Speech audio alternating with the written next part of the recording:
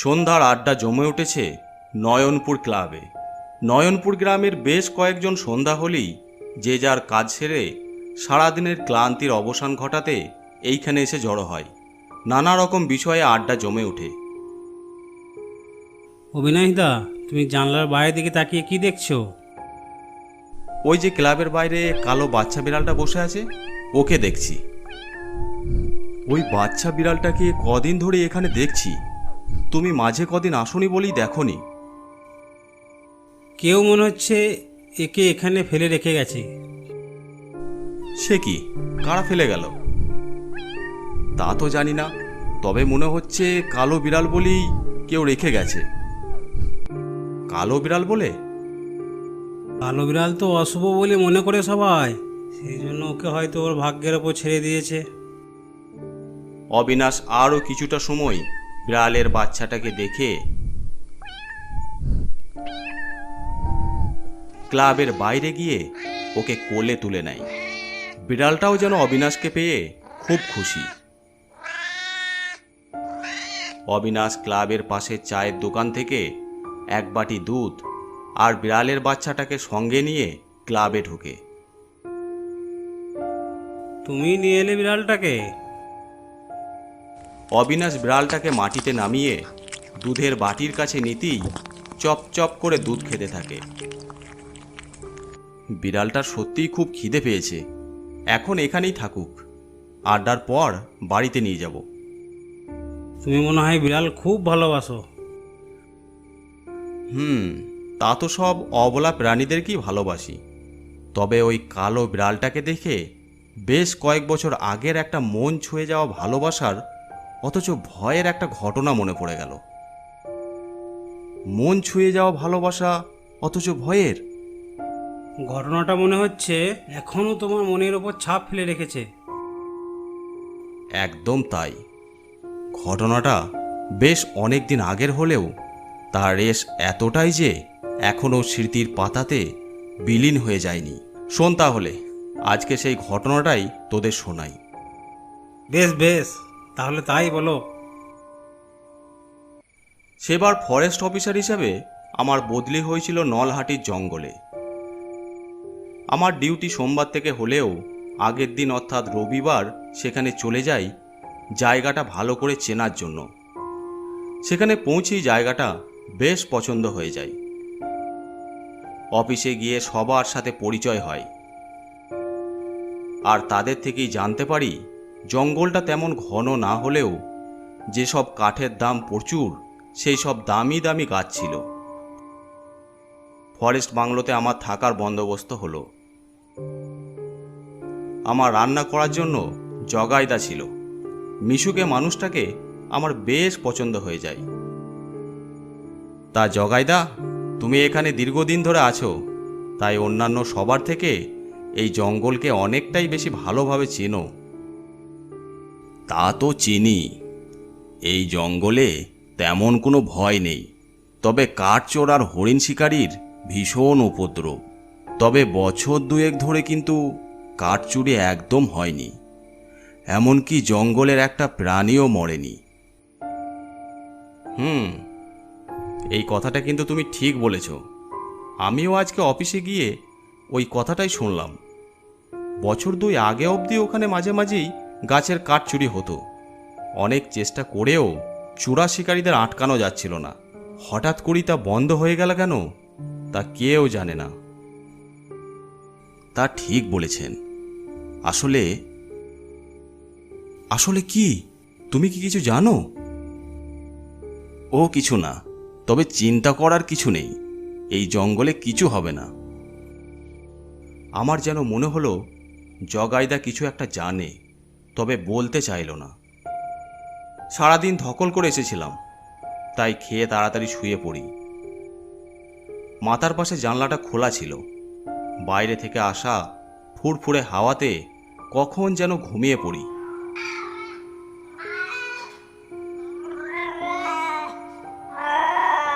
একটা আওয়াজে হঠাৎ ঘুম ভেঙে গেল। রাত তখন অনেক গভীর। খাটে বসে আওয়াজটা বোঝার চেষ্টা করি। শুনলাম একটা বিড়াল একভাবে কেঁদে চলেছে। এ কি, এত রাতে বিড়ালটা অমনভাবে কাঁদছে কেন? আর এই জঙ্গলে বিড়ালই বা এলো কোথা থেকে?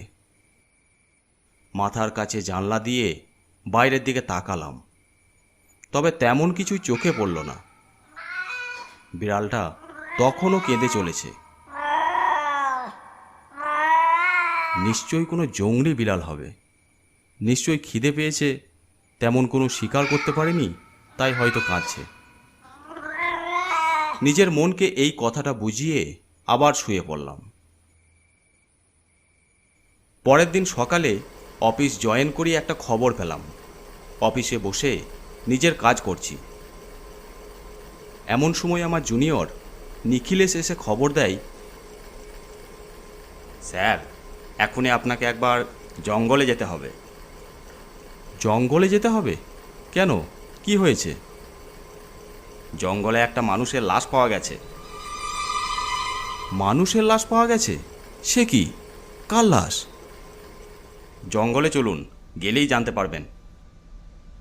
অফিসের জিপে তৎক্ষণাৎ জঙ্গলের পথে রওনা দিলাম।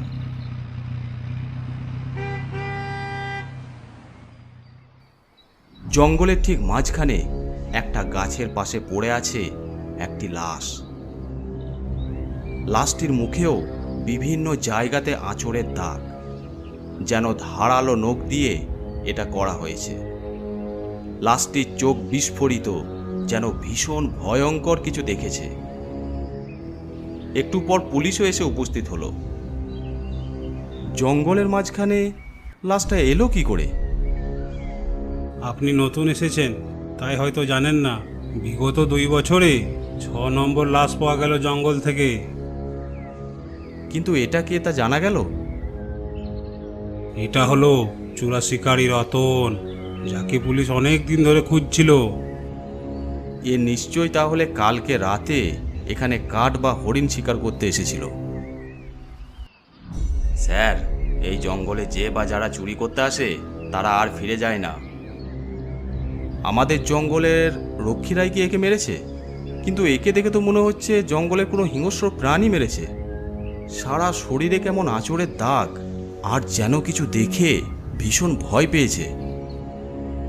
গভীর রাতে ভয়ে এখন আর কোনো রক্ষী এদিকে আসে না। ওই রতনকে মারবে কি? আর এই জঙ্গলে মানুষ মারার মতো কোনো হিংস্র প্রাণীও নেই। যে কয়জন এই জঙ্গলে মরেছে সকলেই এই একই প্যাটার্নে মরেছে। আমি তো কিছুই বুঝতে পারছি না। জঙ্গলে ভয়ে কোনো রক্ষী আসে না, আবার এখানে একটা লাশ পাওয়া গেল। এসব কি চলছে এখানে? আপনি কালকে এসেছেন, তাই কালকে কিছু আপনাকে বলিনি, ভেবেছিলাম আজ বলবো। কি বলার কথা বলছো? আসলে এই জঙ্গলে একটা বিড়ালের আত্মা আছে, যে এই জঙ্গলটা রক্ষা করে। বিড়ালের আত্মা আছে? কি সব ভুলভাল বলছো? আপনি প্রথমবার শুনছেন, তাই বিশ্বাস করতে অসুবিধা হচ্ছে, তবে স্যার এটাই সত্যি। আপনি অফিসে চলুন, সব বলছি। অফিসে পৌঁছে নিখিলেশকে জিজ্ঞেস করলাম, কি হয়েছে বলো তো? আজ থেকে 2 বছর আগে পর্যন্ত এই জঙ্গলে অবাধে গাছ কাটার হরিণ শিকার চলত। অনেক ফরেস্ট গার্ড দিয়ে চেষ্টা করেও কিছু করা যাচ্ছিল না। কিন্তু হঠাৎ করেই জঙ্গলে চুরির পরিমাণ কমে যেতে থাকে। এমনকি আজকে যেমন দেখলেন, তেমন লাশও পাওয়া যেতে লাগলো। এমনই একদিন আমি আর একজন রাতে জঙ্গলে টহল দিতে গেছিলাম। সেদিন যখন জঙ্গলে প্রবেশ করি, রাত তখন অনেক গভীর। জঙ্গলের মাঝামাঝি যেতেই একটা বিড়ালের কান্নার আওয়াজ পাই, সাথে একটা মানুষের ভয়ার্ত আর্তনাদ, যেন কোনো কিছু দেখে ভীষণ ভয় পেয়েছে। এখানে জংলি বিড়াল আছে জানতাম না তো। তাছাড়া ওইভাবে এত রাতে চিৎকার কেই বা করছে? আমিও জানতাম না তো যে এখানে জংলি বিড়াল আছে। আর তাছাড়া বিড়ালটা অমনভাবে কাঁদছেই বা কেন? কেউ মনে হচ্ছে বিপদে পড়েছে। চলো তো ওই দিকে গিয়ে দেখি। বিড়ালের আওয়াজ অনুসরণ করে সেদিকে যাই। আরও কিছুটা এগোতেই দেখি দুটো লোক ভয়ে ছুটছে আর বারবার পিছনের দিকে তাকাচ্ছে। এই কে তোমরা? দাঁড়াও দাঁড়াও দাঁড়াও বলছি। কিন্তু লোক দুটো এত ভয় পেয়ে গেছিল যে আমাদেরকে খেয়াল অবধি করলো না। বিড়ালের কান্নার আওয়াজটা যেন আরও কাছ থেকে শোনা যেতে লাগলো। আমরাও এগিয়ে যেতে লাগলাম। আরও কিছুটা যেতেই জঙ্গলের ঠিক মাঝখানে উপস্থিত হয়ে দেখি লোক দুটি সামনের অন্ধকারে তাকিয়ে আছে। এরপর আমরাও যা দেখলাম তা জীবনের সবচেয়ে ভয়ঙ্কর দৃশ্য। একটা কালো ছায়া অন্ধকারের ভিতর থেকে এগিয়ে আসছে। কাছাকাছি আসতে দেখি একটা কালো বিড়াল। বিড়াল যে এতটা বড় হতে পারে তা চোখে না দেখলে বিশ্বাস হতো না। ও ও ওটা ওটা ওটা কি সত্যি বিড়াল? বলেই সংজ্ঞা হারিয়ে মাটিতে পড়ে যাই। আমার তখনও শেষ দৃশ্য দেখা বাকি ছিল। সেই বড় কালো বিড়ালটা লোক দুটির ওপর ঝাঁপিয়ে পড়ে। তারা মরণ চিৎকার করতে শুরু করে।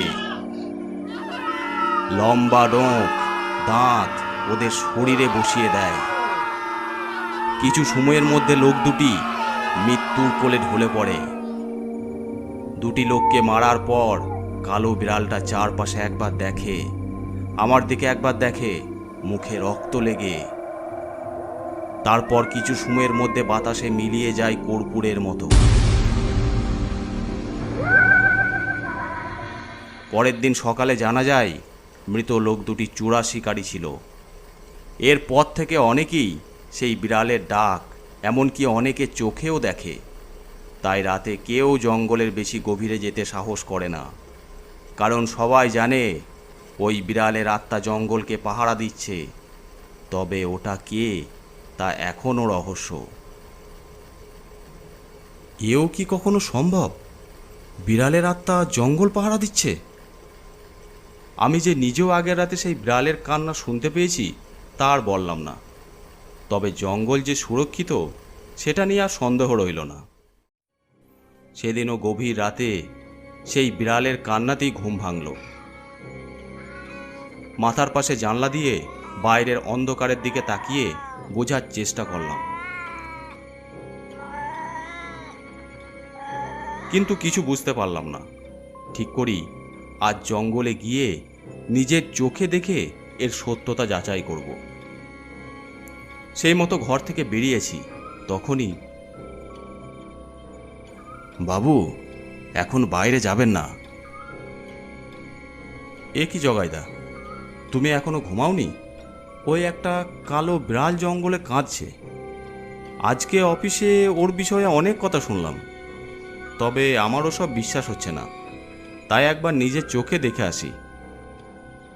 এই জঙ্গলকে যে ক্ষতি করার চেষ্টা করবে ওই তাকে উপযুক্ত শাস্তি দিবে। ও কাউকে ছাড়বে না। ও ছাড়বে না? ও কে?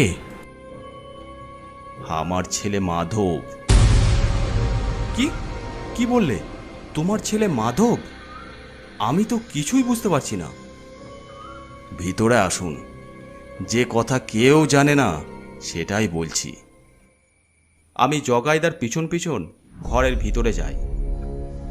আজ থেকে কয়েক বছর আগের ঘটনা। একদিন রাতের বেলায়। বাবা, বাবা তুমি ভুলুকে দেখেছো? না রে, অন্যদিন তো সন্ধ্যার আগেই এদিকে ওদিকে ঘুরে বাড়িতে চলে আসে। আজকে তো এলো না।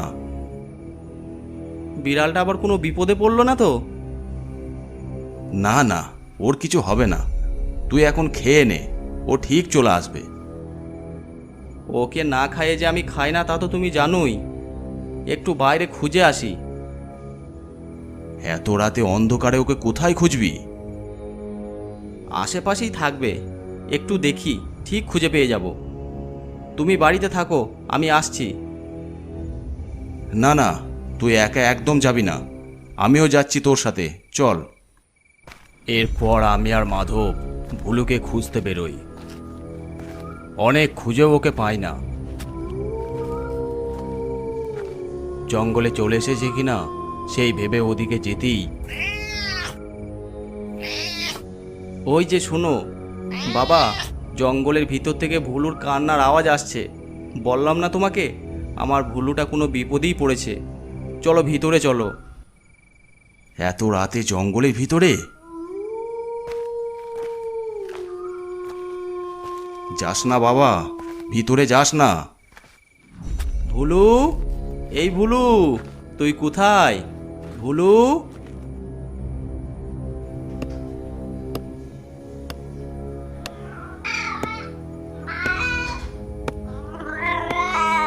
এ কি, তোমরা এখানে এত রাতে গাছ কাটছো কেন?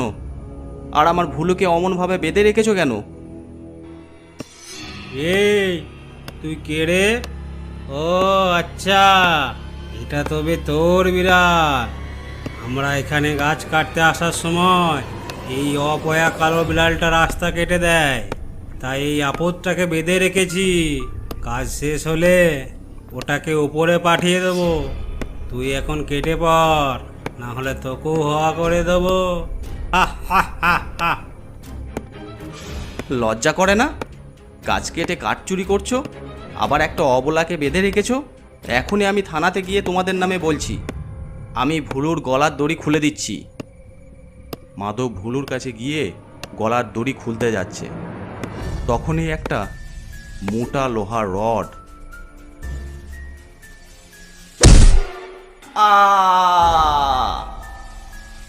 হে কি, এ তো মাধব আর ভুলুর আওয়াজ। আমি তখন জঙ্গলের একটা জায়গাতে গিয়ে দেখি মাধব আর ভুলু পাশাপাশি রক্তাক্ত অবস্থায় পড়ে আছে, কেউ কোথাও নেই। মাধব মরার আগে সব কথা আমাকে বলে যায়। আমি পুলিশকে সব কথা বলি, কিন্তু কোনো প্রমাণ না থাকাতে কাউকে ধরা যায়নি। এরপর থেকেই বিড়ালের কান্নার আওয়াজ পাই যখন, জঙ্গল থেকে তখনই চোরা শিকারীরা মরতে শুরু করে। আমি বুঝতে পারি আমার মাধব আর ভুলু ফিরে এসেছে। বাবু, আপনি দেখবেন ওদের? হ্যাঁ, অবশ্যই দেখব। জগাইদা আমাকে জঙ্গলের মাঝখানে একটা ফাঁকা জমিতে নিয়ে যায়। অবিশ্বাস্য হলেও বাস্তব একটা দৃশ্য দেখি।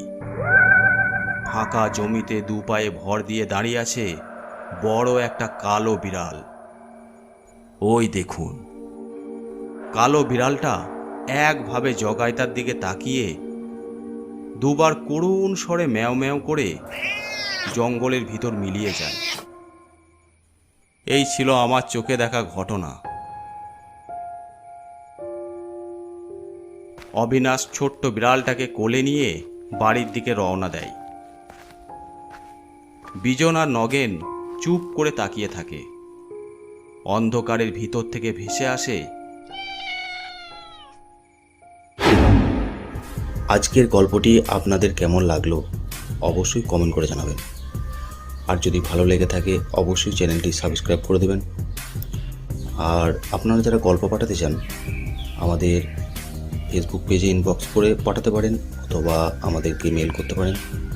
এছাড়াও আমাদের ইনস্টাগ্রাম আইডি আছে, আপনারা ফলো করে নিতে পারেন। সব কিছুর লিঙ্ক ডিসক্রিপশন বক্সে দেওয়া আছে।